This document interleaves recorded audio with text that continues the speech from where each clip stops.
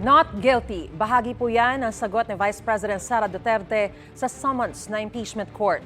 Batay sa ipinasang tugon ng kanyang kampo, bigo raw ang ika-4 na impeachment complaint na inihain laban sa bise na patunayan ang mga alegasyon ng korupsyon, betrayal of public trust, misuse of funds at iba pa.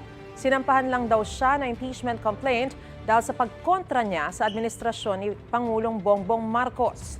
Dagdag niya, may tuturing lang na isang pirasong papel ang reklamo laban sa kanya dahil wala namang nakasaad doon na statement of ultimate facts.